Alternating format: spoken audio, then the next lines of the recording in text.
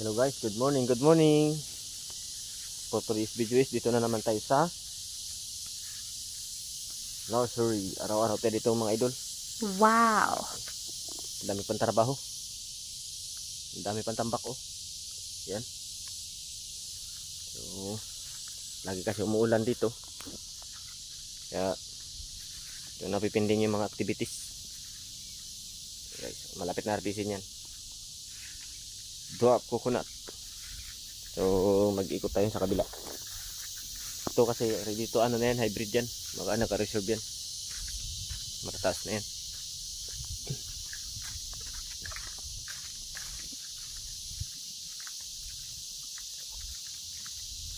Kami naman damo mga idol. Ano?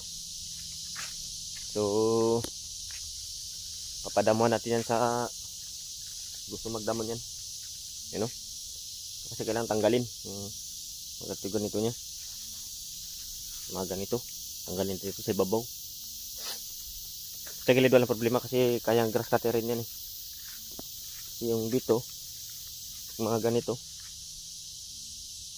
Hindi pwede grass cutter rin kasi tatamaan yung tubo ng nyug.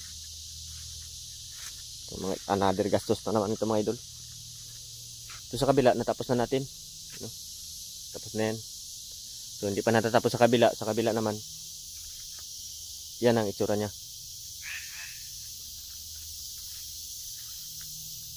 Aba na naman. Talaga sakit ng damo pag tag-ulan. Tuwang-tuwa eh. Tulad sa amin mga farmers, hindi na maintindihan yung panahon. So, minsan yung panahon nalilito na sa amin eh.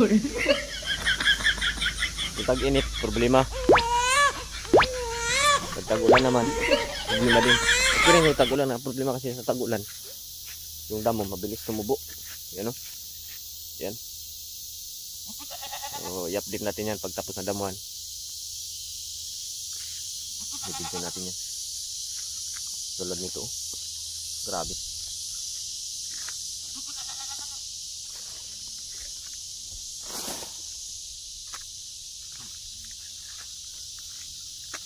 Itong bato.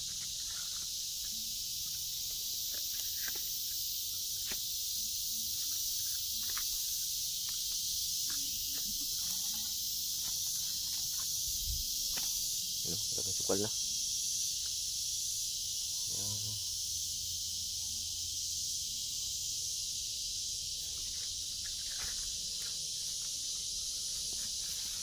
Yan. Ito lang talagang buhay sa probinsya, buhay farmers.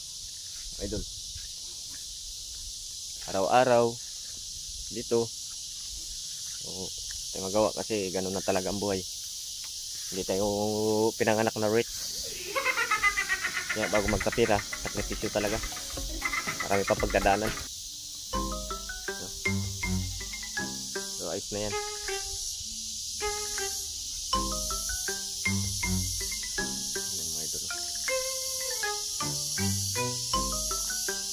Mga idol, thank you for watching. God bless you po sa lahat.